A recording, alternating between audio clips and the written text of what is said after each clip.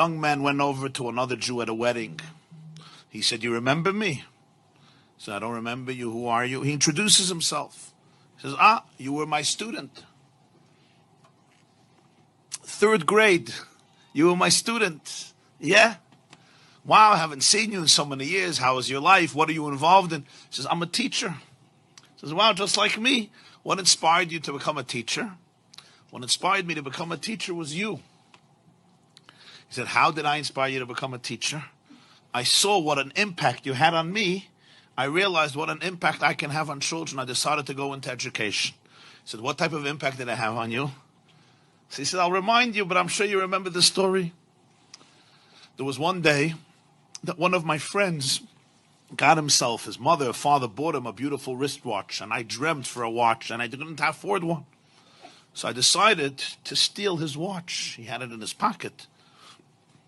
I took his watch, I stole it. He came into class, he saw somebody stole his watch. He came complaining to the teacher, somebody stole his watch. So you made an announcement. Whoever took this boy's watch, please return it. I was too embarrassed and I didn't want to return it, so I didn't return it. So you locked the door and you said, "I'm going to have to line everybody up and empty their pockets in order to get back the watch." And that's what you did. And I thought to myself, this is going to be the most shameful moment of my life. And then you said, "All boys line up at the wall, but I want everybody to have their eyes closed. Everybody's eyes must be closed."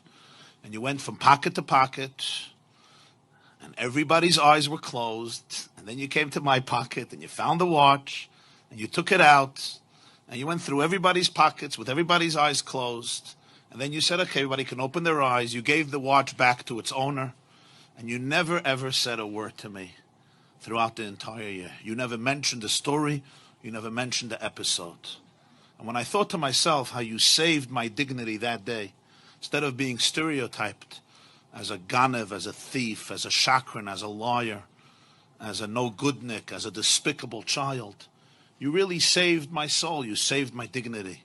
And you never mentioned a word, not only to anybody else, not only to the owner, but even to me. It happened, it's over. I understood the message.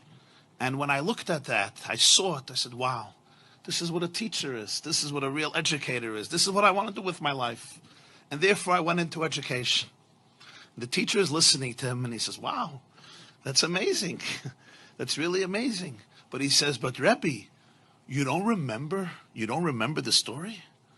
Like when you see me and you hear my name, I'm sure you remember the story that I stole the watch and what you did, and you didn't want to embarrass me, so you had everybody's eyes closed.